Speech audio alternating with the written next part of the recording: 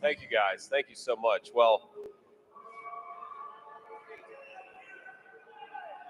Semper Fi, guys. We got some, it sounds like we got some fans and some haters. That's okay. Listen to what I have to say here, and I'll make my pitch. I want to first say thank you to Representative Jimenez for the great introduction. It's very kind of you. Thank you for your service to our country.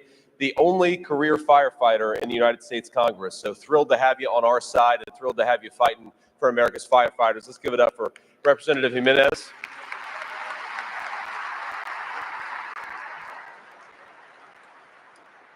Now, I also want to thank President Kelly and every single IAFF member for your warm welcome. It is an honor to be here with America's incredible firefighters, and I'm honored to be here. God bless you guys, and thanks for what you do. Now, I do have some news to break this morning. I guess I just heard on the ride over here that the New York City Fire Marshals Benevolent Association has endorsed the Trump-Vance ticket. I, of course, want to thank them for their support, and I want to humbly ask all of you to join them, and I'd like to explain why. Now, the American people respect you. They respect firefighters, and we're eternally grateful for the valiant work you do for our communities and for our neighborhoods. Every day, firefighters risk your lives to save homes, businesses, and the precious lives of our fellow citizens. Now, you're also incredibly kind and patient. As the father of a 7-year-old, a 4-year-old, and a 2-year-old, I have been to firehouses all over this country, in San Diego, Atlanta, and New York City, and of course, many in my home state of Ohio. And despite the fact you guys are probably annoyed to have a few young kids drop in, you were always unfailingly kind and patient, and I'm grateful to it. It's one of the reasons we love our firefighters in this country.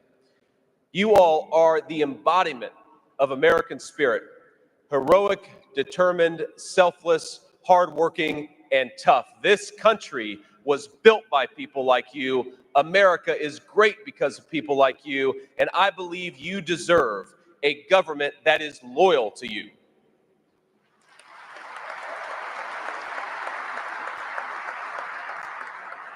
Now, I know Governor Tim Walz was here yesterday, and I'm glad he was able to come. And I respect this union for inviting both sides to take the stage and to make the case to all of our membership.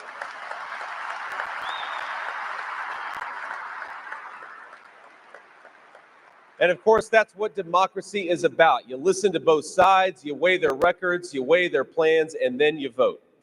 And so today I'm asking you to ignore the campaign rhetoric and look at the record. In 2019, this union endorsed a Democrat for president with high hopes. But sadly, I believe you've been let down. Now let's talk about the issues that affect all Americans, and then let's talk about some of the issues that affect just firefighters. But all Americans are affected by this terrible inflation crisis. And under President Trump, wages were rising, and nobody was really talking about inflation in 2020 in this country. But under the economic mismanagement of this administration, firefighters have had already strained budgets and pensions stretched to the breaking point by this affordability crisis. With President Trump at the helm, our border was secure and drug trafficking was down. And under the open border policies of this administration, America has experienced a massive increase and a massive influx of illegal aliens and deadly drugs. And I know that a lot of you are on the front lines fighting against it. Enough fentanyl has poured into this country under Kamala Harris's leadership to kill every single American, man, woman, and child.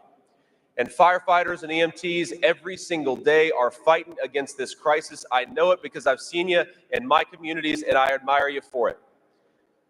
Now, when I visit a factory or some other place of business, I always ask the workers there, are you better off than you were 4 years ago? And the answer is almost always no. Now, I want to ask the firefighters in this room a slightly different but a related question. Are you administering less Narcan today than you were 4 years ago? My guess is that for almost every person in this room, the answer is unfortunately no, and that was a policy choice of the president administration. Now, you are so often the first to respond when someone is suffering an overdose. You try to help our fellow citizens living with addiction to survive those overdoses and to be able to build a second chance at a better life. And I know, and I've seen it very personally, you tried desperately to revive parents who took something they shouldn't, all while comforting the children who were terrified that they might lose their mom or dad. I've spoken to so many firefighters and EMTs over the years who are on the front lines of this drug war, this addiction crisis. They revive people who took fentanyl, they rescue their children, and they even sometimes, as you all know, put out fires that were started by drug addicts. And one of the things they confessed to me in private, though I know you would never say this in public, is their fear that they aren't making a difference. Now, there's a hidden trauma among our firefighters. I don't think I'm telling you anything you don't know. A trauma that comes from staring death in the eye every single day and worrying that you are fighting a losing battle. And I just want you to hear it from me that I understand. But I want you to hear a story, a very personal story. When I was 12, my mom was in the middle of a terrible, terrible addiction crisis herself. She struggled with it for most of my early childhood. And I remember during a particularly bad episode, I called 911. Like so many kids who have parents who struggle, I called 911. Now the firefighters, the EMTs, and the police came. They calmed her down, but as you all know, they calmed me down too. They calmed my sister down. They did that public service that only they can do. Now years later, she took something else that she shouldn't have taken. And the firefighters and the EMTs, they saved her life and took her to the hospital, where she lay in a coma before eventually waking up. And I want you to know that for us, we did get a second chance. And so if you're ever worried that you're not making a difference, listen to this. From the sad and tearful 12-year-old to a 40-year-old who's now asking to be your vice president, you do make a difference. You make a difference every single day, and I thank you for it.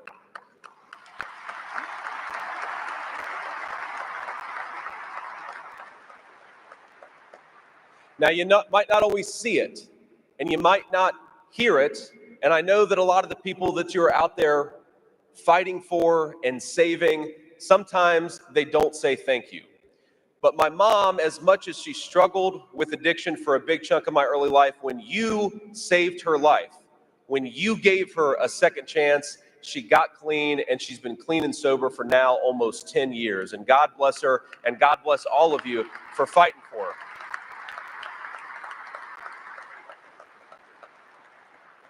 So believe it from me, believe it from a kid who's seen it with his very own eyes. You are making a difference.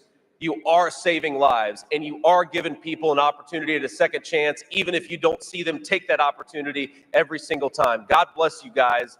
I love you for it, and I'm so grateful for it. We wouldn't have the second chance with my mom without probably some of the people that are sitting in this room. Now, while overwhelming America's firefighters and EMTs, Kamala Harris's open border policy, it's also depleting our budgets. New York City Mayor Eric Adams, not a fan of mine or President Trump, said that illegal immigration will destroy New York City due to the huge financial strain, which is about $12 billion over the next 3 years, and that's just in New York City. The mayor announced sweeping budget cuts that would slash $300 million from the fire department and cut the number of police officers to the lowest level since the 1990s. And it's the same story all over the United States of America. Illegal immigration cost Chicago taxpayers $361 million last year. Denver is shelling out $180 million. Washington, D.C. is paying $36 million. If we don't secure our border soon, my friends, our cities are going to have to cut vital police, fire, and emergency medical services to the bone. And it's you who's going to suffer, and it's the people you serve who are going to suffer. We shouldn't be forced to spend billions of dollars on people who aren't even supposed to be here. We should be spending that money on schools, police and fire departments, and our citizens. And under President Donald J. Trump's leadership, we will.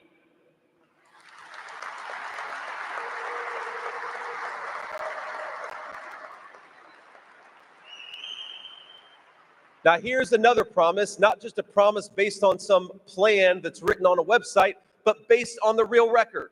When Donald Trump is president, we won't sit on our hands while rioters and arsonists burn down American cities like they did to Minneapolis in 2020. I'd ask you to remember the scene back in the summer of 2020, state troopers in full riot gear protecting the firefighters of Minneapolis from the rabid mob that was torching down that city. And we have to ask, why were they doing it? And part of the reason they were doing it is because people like Tim Walz invited those rioters into Minneapolis, and it was people like Donald Trump who were trying to send in the National Guard to protect them, to protect you. And we sure as hell will not bail out the criminals like Kamala Harris did. The criminals, many of whom were going after our firefighters as they tried to keep our cities safe and put out the fires. We're going to put criminals behind bars where they belong, and we will always stand with the courageous firefighters and the first responders who keep this country safe every single day.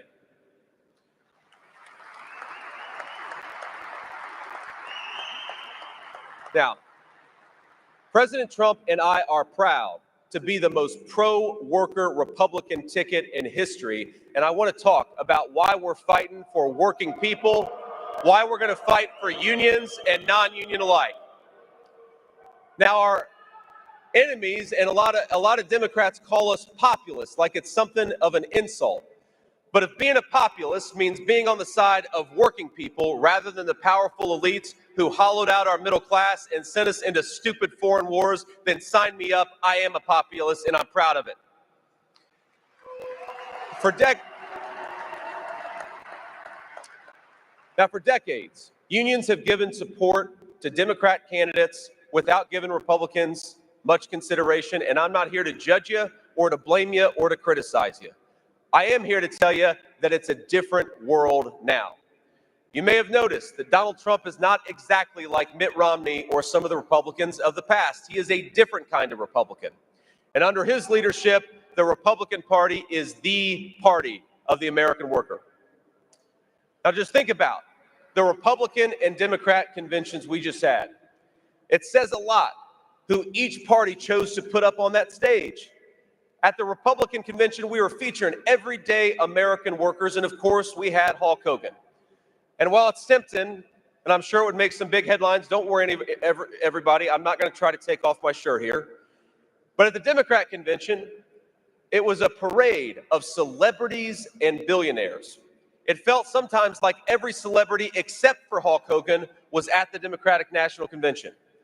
And I don't blame anybody for being famous or for making money, but you cannot be a champagne socialist who supports open borders and pretend that you're a friend of working men and women. It doesn't make an ounce of sense, my friends. It just doesn't. The most profound moment for me at either convention was the American hero who couldn't be there. And I think we're all united in celebrating and remembering Corey Comparatori, a great American, a great fire chief, a great husband, and a great father.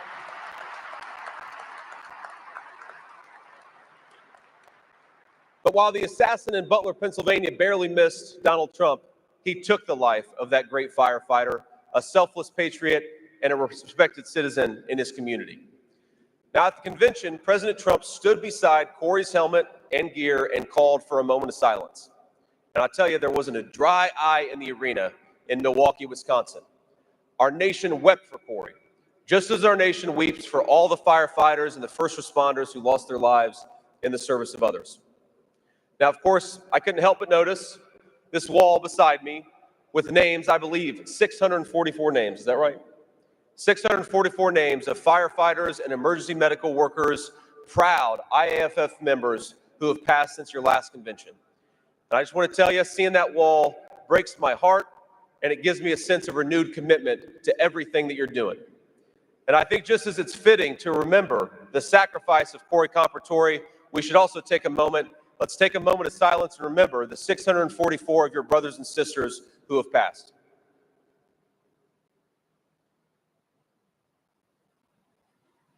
Thank you all. Now, Donald Trump, I will tell you, sometimes even when he has to fight his own party, he cares for working people, and he's been fighting for them for his entire life in public service. He loves our firefighters and our first responders, and he wants to make your lives better.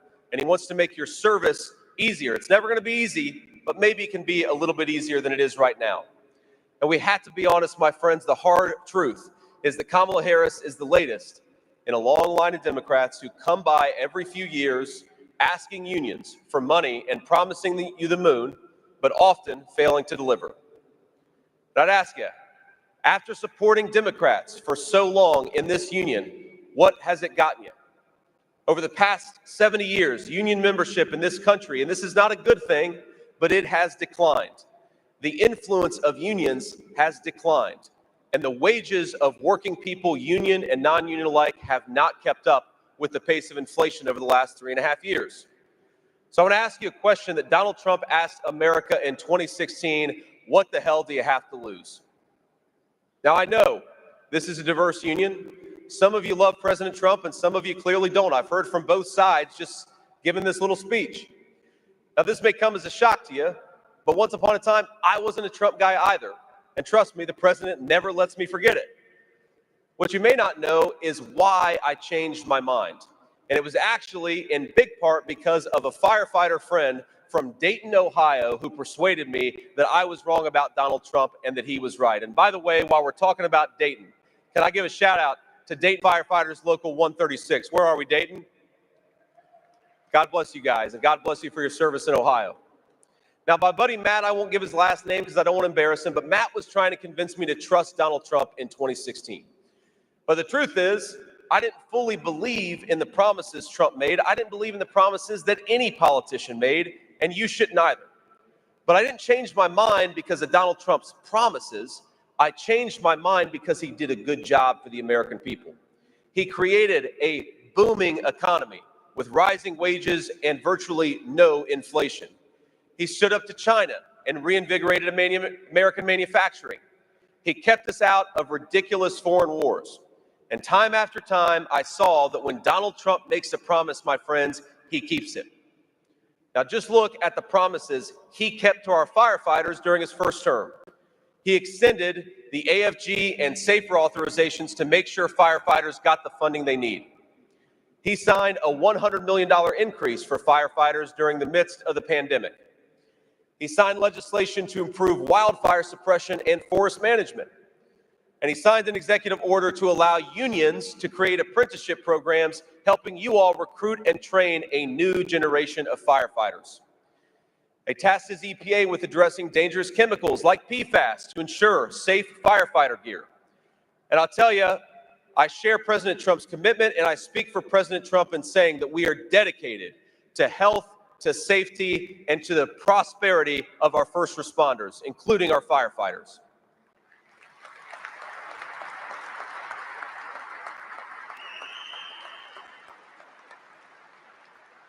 Now, a lot of Democrats want to attack Republicans as being anti-union, and sometimes the shoe fits, but not me and not Donald Trump. When I was in the Senate, I voted to pass the Fire Grants and Safety Act, which authorized hundreds of millions of dollars in grant funding to local firefighters.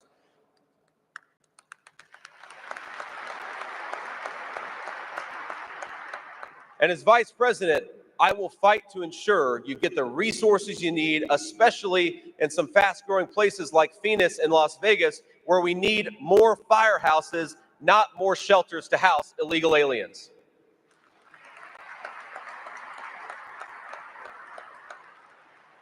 And after talking extensively with the local volunteer fire department that braved the hazmat to respond to the disastrous East Palestine train derailment, I was proud to work across the aisle to produce the Railway Safety Act.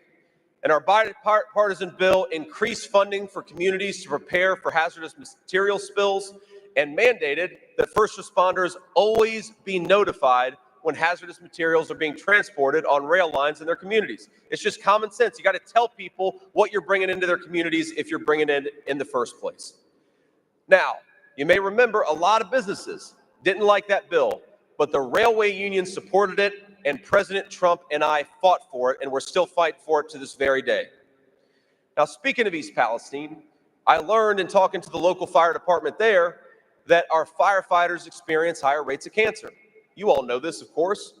That's why I voted for a 5-year reauthorization to the Firefighter Cancer Registry last year, and I know when President Trump is elected, we're going to prioritize firefighter research and addressing the health risks that every single one of you take upon yourself to fight for our citizens every single day.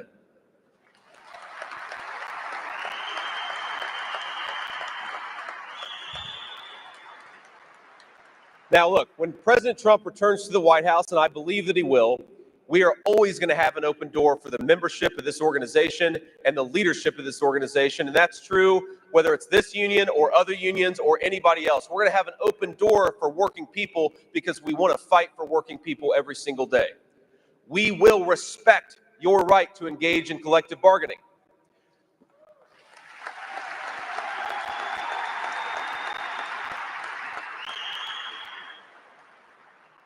And this is important too. We're going to defend your right to free speech, including your right to speak out about unconstitutional COVID vaccine mandates imposed by the current administration.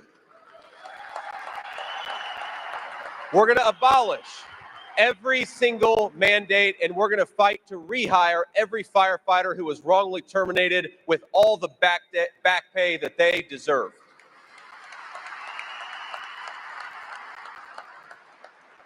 We're going to deliver the equipment and the funding, the support and respect you all need to do your job. And we're going to seal that border and stop the flood of fentanyl that is poisoning our citizens and endangering each and every single one of you when you go to work. And here's another promise. We're going to protect your pensions because heroes like you deserve to retire with dignity and to enjoy the blessings of the country that you helped build and help protect.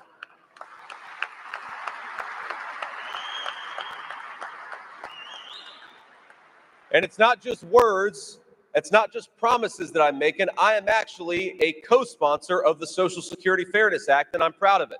I think it's ridiculous to penalize our firefighters in retirement for doing the right thing and fighting for our communities.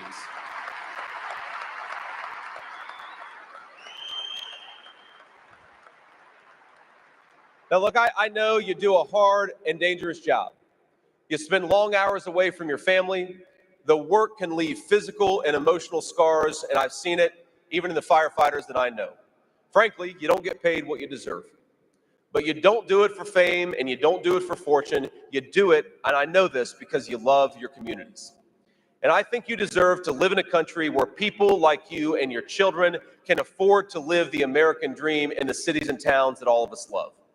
You deserve to live in a country where you can buy a home, put gas in your car, provide health care and education to your family, and put a nice meal on the table. A country where kids can walk safe streets, go to safe schools, and have the freedom to just be kids.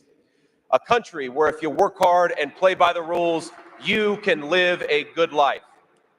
Now, these aren't Democrat or Republican principles, but they are the principles that President Trump and I are fighting for on this campaign, and we're going to fight for it every single day in the White House. And that's why I want to ask you humbly for your support.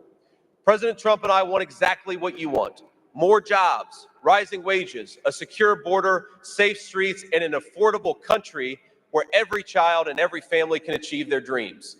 Now, he delivered that during his first 4 years as president. He changed my mind and he won my vote.